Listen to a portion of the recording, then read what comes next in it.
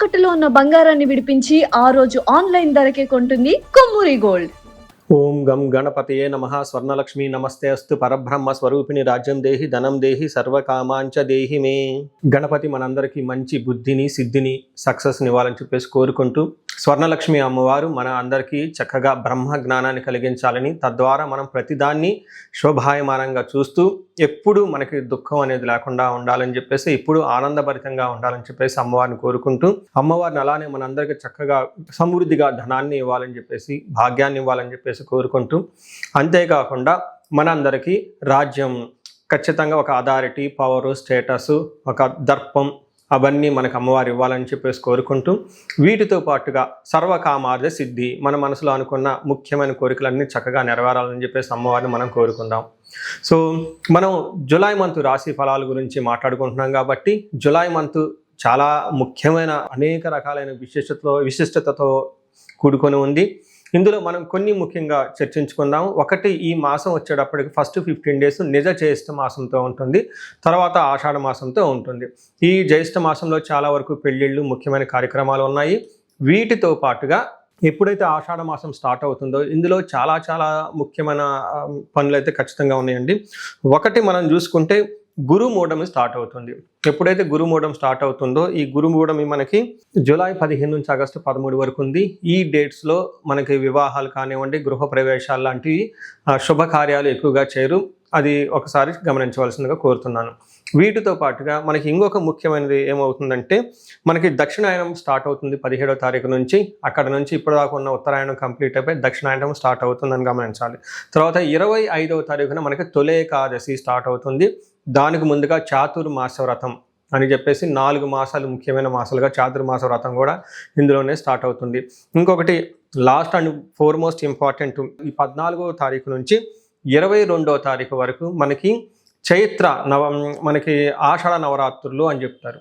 వీటిని ఏమంటారు? గుప్త నవరాత్రులు అంటారు, లేకుంటే వారాహి నవరాత్రులు అని చెప్పేసి చేస్తూ ఉంటారు.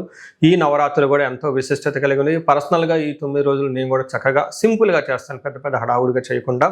ఇలా చేసుకునే వాళ్ళందరికీ ఎంతో బాగా ఉపయోగకరంగా ఉంటుంది. లాస్ట్లో ఈ మంత్ మనకి గురు పూర్ణిమతో ఈ మాసం అనేది పూర్తి అవుతుంది.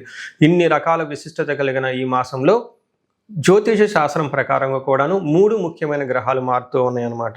ఆ గ్రహాలు మనం ఏంటో చూసుకుంటే, జూలైలో 4వ తారీఖు, 7వ తారీఖు, 16వ తారీఖు, 21వ తారీఖు, ఇలా జూన్ అంటే 3 గ్రహాలు మారుతున్నాయి. ఈ మారి గ్రహాలు శుక్రుడు, బుధుడు, సూర్యుడు గ్రహాలు కూడా ఉన్నాయి. 4వ తారీఖు వచ్చేటప్పటికి శుక్రుడు, బుధుడు వచ్చి 7వ తారీఖు, 16వ తారీఖు సూర్య భగవానుడు మారుతూ ఉన్నారనమాట. ఈ యొక్క 3 గ్రహాల యొక్క ప్రభావం మనకి జూలై మంత్లో ఎలా ఉండబోతుందో మనం తెలుసుకుందాం. మనం ధనుసు రాశి చూద్దాము. ధనుసు రాశి వాళ్ళకి చూసుకుంటే 2 గ్రహాలు కొంచెం అనుకూలంగా ఉన్నాయి, 2 గ్రహాలు ప్రతికూలంగా ఉన్నాయి. అంటే 2 గ్రహాలు పాజిటివ్, 2 గ్రహాలు కొంచెం మీకు ప్రతికూలంగా ఉన్నాయి, నెగిటివ్గా ఉన్నాయని గమనించుకోవాలి. అంటే రిజల్ట్ 50-50గా ఉంది అని చేసుకోవాలి.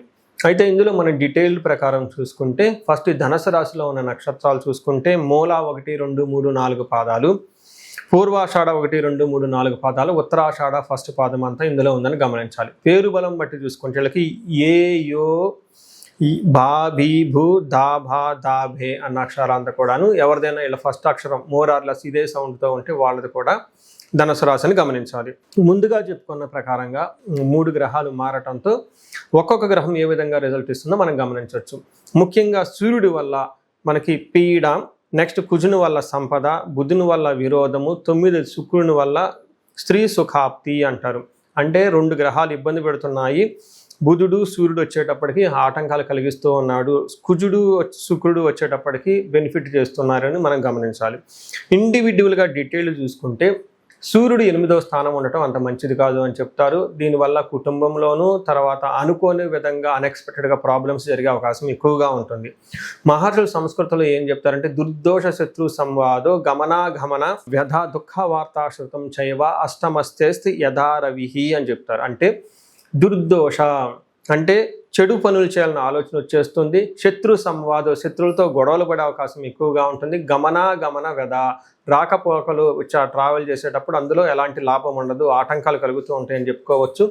దుఃఖ వార్త శృతం చైవ, ఏదైనా గనక పని చేస్తే లేదంటే దుఃఖం కలిగించే వార్తలు లేని అవకాశం ఎక్కువగా ఉంటుందని చెప్తూ ఉంటారు. ధనాన్ని కోల్పోయే అవకాశం ఎక్కువగా ఉంటుంది.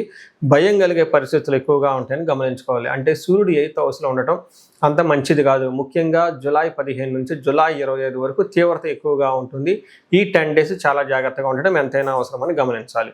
అయితే సూర్యుడు ఇబ్బంది పెడుతున్న కుజుడు చాలా చక్కగా రక్షిస్తూ ఉన్నాడు.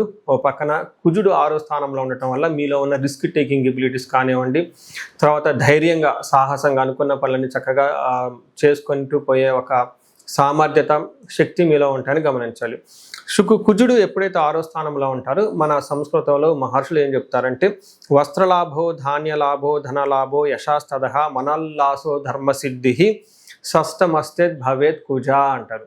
అంటే ఈ టైంలో వస్త్రలాభం ఉంటుంది, ధాన్య లాభం ఉంటుంది, ధనలాభం ఉంటుంది, యశస్తద అంటే కీర్తి ప్రతిష్టలు ఉంటాయి, మనోల్లాస మనస్సు అంతా చాలా ఉత్సాహభరితంగా ఉంటుంది, ధర్మసిద్ధి ధర్మబద్ధంగా ఏదైనా పనులు చేస్తే ఆ పనులన్నీ నెరవేరుతాయని మీరు అనుకోవచ్చు.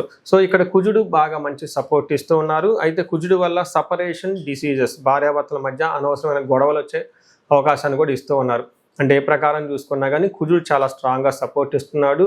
సూర్యుడు ఇబ్బంది పెట్టే పరిస్థితిలో ఉన్నారు అని గమనించుకోవాలి. అదేవిధంగా ఇక్కడ బుధుడు మనం చూసుకుంటే బుధుడు వీళ్ళకి 7వ స్థానంలో ఉండటం వల్ల చుట్టుపక్కల ఉన్న వాళ్ళతో ఆటంకాలు, వేరే వాళ్ళతో అనవసరంగా గొడవలు పడే అవకాశం కూడా ఎక్కువగా చూపిస్తూ ఉంటుంది. అయితే ఇంకొక ప్లస్ పాజిటివ్ న్యూస్ ఏంటంటే శుక్రుడు మీకు 9వ స్థానంలో ఉండటంతో మహాభాగ్య యోగం, అంటే 9వ స్థానాన్ని లక్ష్మీ స్థానం, భాగ్యస్థానం అంటారు. అక్కడ శుక్రుడు ఉండటం చాలా కలిసి వస్తుంది. ఇప్పటిదాకా మనం చెప్పుకున్న ఏదైతే ప్రతికూలమైన పరిస్థితులు ఉన్నాయో అవి యొక్క తీవ్రత చాలా వరకు శుక్రుడు తగ్గించే అవకాశం ఎక్కువగా ఉంది ఈ రాశి వాళ్ళకి. శుక్రుడు ఇక్కడ 9వ స్థానంలో ఉండటం వల్ల ప్రేమికులకు కానివ్వండి, లవ్, రొమాన్స్, ఇట్లా ప్లేజర్స్, షార్ట్ ట్రిప్స్ ఇవన్నీ చాలా బాగా చక్కగా కలిసి వస్తాయని చెప్పుకోవాలి. అదేవిధంగా 9వ స్థానంలో శుక్రుడు ఉండటం వల్ల వస్త్రలాభో మహారోగ్యం గురుభక్తి స్యాద్ స్వధర్మకృత్తు చిత్తశుద్ధి అభిష్టార్థ నవమస్తే భవేద్ భృగో అని మనకి సంస్కృతంలో వివరించడం జరిగింది. అంటే ఈ టైంలో వస్త్రలాభం, నెక్స్ట్ మహా ఆరోగ్యం, గురు భక్తి, పెద్దల యందు నమ్మకము, స్వధర్మకృత్ ఓన్ ఇంట్యూషన్తో చాలా స్ట్రాంగ్గా డెసిషన్ తీసుకొని ముందుకు వెళ్ళిపోతూ ఉంటారు. తర్వాత చిత్తశుద్ధి, మైండ్ చాలా చక్కగా బాగుంటుంది. అంతేకాకుండా అభీష్టార్థ అనుకున్న సంపదలు, అనుకున్న రిసోర్సెస్, వెల్త్ వీళ్ళకి చక్కగా వచ్చే అవకాశం ఎక్కువగా ఉంటుందని మనం చెప్పుకోవచ్చు. సో చూశారు కదండి, ఒక సూర్యుడు ఇబ్బంది పెడుతున్నా మిగతా గ్రహాలు కొంచెం బాగా సపోర్ట్ ఇవ్వడంతో వీళ్ళకి దాదాపు కొన్ని విషయాలు పర్టికులర్గా ఒక 70% 75% చాలా అనుకూలంగా ఉంది. ఒక్క 25% మాత్రం చాలా నిజంగా ఉందని గమనించుకోవాలి. ఈ రాశిలో ఉన్న నక్షత్రాలు పెట్టి చూసుకుంటే మూలా నక్షత్రం వాళ్ళకి రాజ్యలాభము, వస్త్రలాభము చూపిస్తుంది. అంటే ప్రమోషన్స్ వచ్చే అవకాశం ఎక్కువగా ఉంటుంది. అలానే ధనానికి ఇబ్బంది పడే అవకాశం ఉంటుంది. పూర్వాషాఢ నక్షత్రం వాళ్ళకి జయము, రాజ్యలాభము, వస్త్రలాభము అంటే 3 రకాలుగా చాలా ప్రమోషన్స్ వచ్చే అవకాశం ఉంటుంది. సక్సెస్ఫుల్గా ఉంటారు. కానీ దరిద్రము, రోగము అంటే వీళ్ళకి ఫైనాన్షియల్గా ఇబ్బంది పడే అవకాశము, హెల్త్ కొంచెం కాంప్లికేటెడ్గా ఉండే అవకాశం ఉంటుంది. ఉత్తరాషాఢ నక్షత్రం వాళ్ళకి ధన ప్రాప్తి, జయము, రాజ్యలాభము, వస్త్రలాభము చాలా అనుకూలంగా ఉన్నాయి. అయితే అగైన్ ధన ప్రాప్తి ఉండి ఫైనాన్షియల్గా ఇబ్బంది పడేది, డబ్బు లేకుండా ఉండే పరిస్థితి కూడా ఎక్కువగా కనిపిస్తూ ఉంటుంది. హెల్త్ కాంప్లికేషన్స్ కూడా ఉందని గమనించాలి. సో మీరు ఇప్పటి వరకు చూసుకున్న దాన్ని బట్టి చూసుకుంటే వీళ్ళకి దాదాపు ఒక 70% అనుకూలంగా ఉంది. కొన్నిట్లో ఇబ్బంది పడుతున్నారని తెలుసుకోవాలి. ముఖ్యంగా సూర్యుడు 8వ స్థానంలో ఉండటం కొంచెం ఇబ్బంది పడే పరిస్థితులు కాబట్టి సూర్య భగవానుడికి సూర్య నమస్కారాలు చేయటం బాగా కలిసి వస్తుంది. సూర్యుడికి ఆర్ఘ్యం చేయటం చాలా ఆర్ఘ్యం చేస్తే ఇంకా చాలా బాగా కలిసి వస్తుంది. సూర్యగ్రహానికి సంపూర్ణ శాంతి అంటారు. ఈ సంపూర్ణమైన శాంతి చేసినా కానీ చాలా బాగుంటుంది. ఫాదర్లీ ఫిగర్ లాంటి వాళ్ళకి ఏదైనా సేవ చేస్తే వాళ్ళ ఆశీర్వాదం తీసుకుంటే ఇంకా బాగా కలిసి వస్తుంది. వీటితో పాటుగా ఆదిత్య హృదయ స్తోత్రం చదవటం చాలా చాలా ఇంపార్టెంట్. ఎవరికైతే జాబ్లో బాగా ఇబ్బంది పడుతున్నారో, తీవ్రమైన ప్రాబ్లమ్స్లో ఉన్నారు, ఆదిత్య హృదయ చదవటం ఇంకా చాలా మంచిది. ఎవరైతే సీరియస్గా ఉన్నతమైన ఉద్యోగాలకి ముఖ్యమైన పనులు చేస్తున్నారో ఒక్కసారి రుద్రాభిషేకం చేయించుకొని ఏకాదశ మహాన్యాసపూర్వక ఏకాదశ రుద్రాభిషేకం చేయించుకోండి.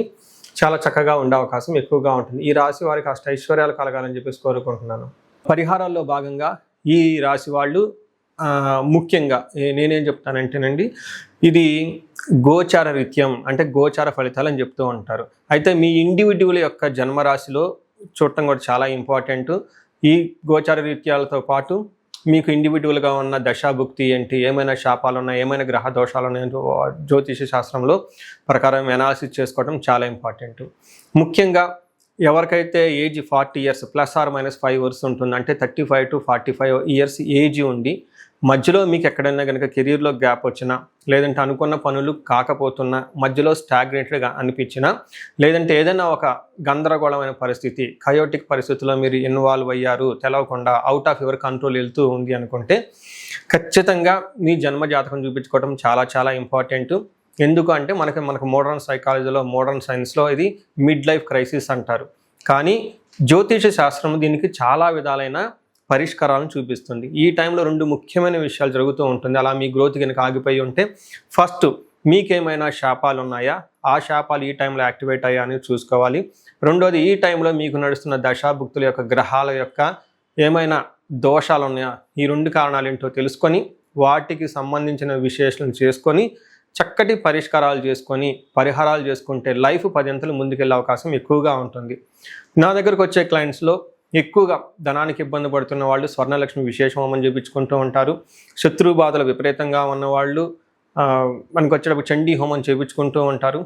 వీటితో పాటుగా ఎవరికైనా హెల్త్ బాగలేకపోతుంటే ఆయుష్ సూక్త్యం, మహామృత్యుంజయ హోమం చేయించుకుంటూ ఉంటారు. భార్యాభర్తల కోసం అన్యోన్య దాంపత్య పాశుపత అభిషేకము లేదా విశ్వావసు గంధర్వరాజ హోమము ఇవన్నీ చక్కగా చేయించుకుంటూ ఉంటారు. ఎలాంటి పరిస్థితులు మీకున్నా, ఎలాంటి సమస్యలు మీకున్నా, లేదంటే ఎలాంటి క్లారిఫికేషన్ మీకు కావాలనుకున్నా కానీ, ఫ్యూచర్ గురించి ప్లాన్స్లో కన్ఫ్యూజన్ ఉన్నా కానీ ఒక్కసారి మీ జన్మ జాతకం చూపించుకొని ఆ జాతకంలో ఏ ప్రకారంగా ఉందని తెలుసుకొని చక్కటి పరిష్కారాలు చేసుకుంటే లైఫ్ అనేది 10 అంతలు ముందుకెళ్ళే అవకాశం ఉంటుంది. మీ అందరికి అష్టైశ్వర్యాలు కలగాలని, భోగభాగ్యాలు కలగాలని చెప్పేసి నేను కోరుకుంటున్నాను. నమస్తే.